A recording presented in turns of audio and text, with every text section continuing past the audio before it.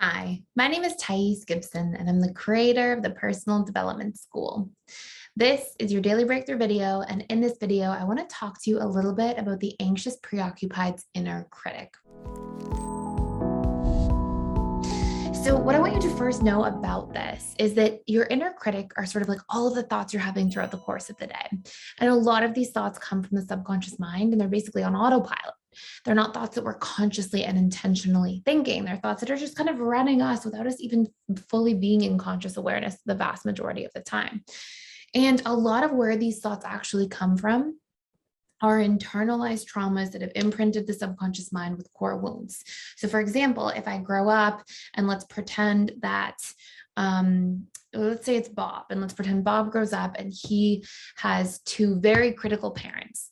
Well, he may come to feel like, okay, I'm not good enough.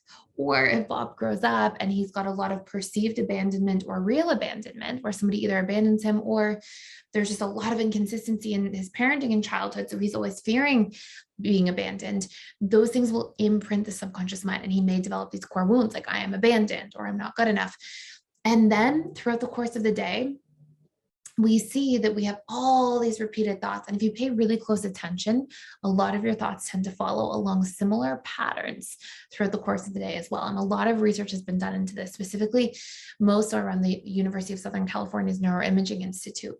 And so the main thought patterns that I'll see, and by the way, one of the things you should know is like a lot of the dialogue you were talked to with, a lot of the way you were spoken to in your childhood will be your own internal dialogue in your adult life. It's like almost you've taken that internal dialogue, sponge it up, or that external dialogue, sponge it up, and it becomes your internal dialogue. I always say to people, like, so often our internal dialogue is just our parents' dialogue that we've internalized.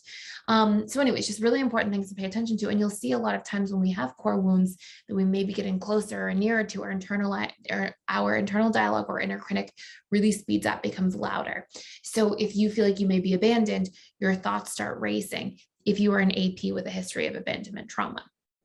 So I want you to notice your thought patterns and let me know like how close, these things tend to follow. And by the way, if you want to reprogram these things, you can check out our Anxious Preoccupied Reprogramming course for free. You can check out our Emotional Mastery and Belief Reprogramming course for free for 7 days by clicking the link in the description box below and just typing in when you get to the dashboard Emotional Mastery or Anxious Preoccupied, and you'll see those courses come up. And they have all these reprogramming tools to help you like actually shift your internal dialogue, your core wounds, your thought patterns, all that good stuff. So the first thing is that I am not good enough core wound.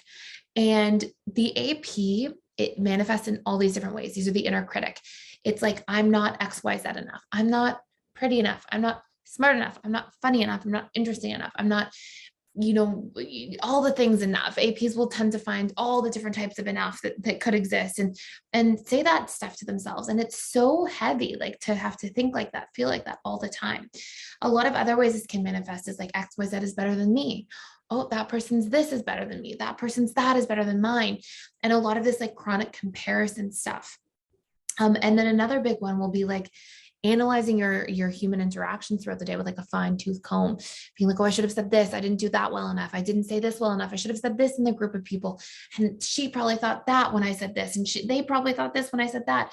And just this like going around and around. And that's just like your inner critic giving you a really hard time. I mean, there's nothing that feels good about that. And try to imagine what that would be like if somebody was following you around all day talking to you that way. It would be exhausting.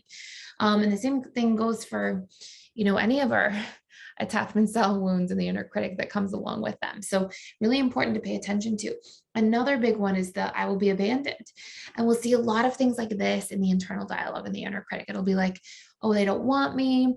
They're not going to want to stick around. They're going to leave me. They're going to find someone more interesting than me. They're going to lose interest in me over time. Why did they talk to me? Why didn't they call me enough? Why aren't they texting me enough? It's because they're not interested. They're going to leave. They don't want to be here. It's my fault. I messed everything up. A lot of these types of inner critic thought patterns.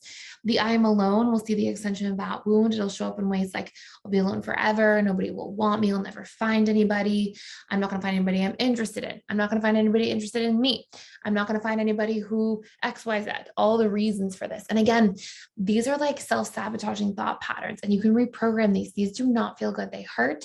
And how would you feel if a friend of yours was following you around all day saying, you're never going to find anybody, you're not this enough, you're not that enough, you're going to be left behind by your partner? Like it's abusive at a point in time. Another big one, I am unloved. It'll be things like they don't care about me anyways. They aren't that interested. Nobody cares about me at all. Like these sorts of manifestations of thinking. And then with I am disliked and I am excluded, it'll be like, they don't want me there. They're trying to leave me out. They want me to not be there. They have more fun without me. They don't like me. They don't enjoy my company. Like a lot of these types of things. And again, just bringing that awareness to like, how do these things affect you? How do they affect your self-esteem? How do they affect your ability to show up and be present in relationships, to feel safe, to feel like you can trust, to feel like you can connect? And just noticing that oftentimes it's just these wounds being catalyzed. And so our internal dialogue or inner critic becomes very busy trying to let us know of all the worst case scenarios and all the potential possibilities, but it really hurts and it's suffering. It's really tough. But you can be free of this stuff. Like you don't have to carry this around. You can feel confident and secure and present. And, like you're open to relationships without all this stuff being busy in the background.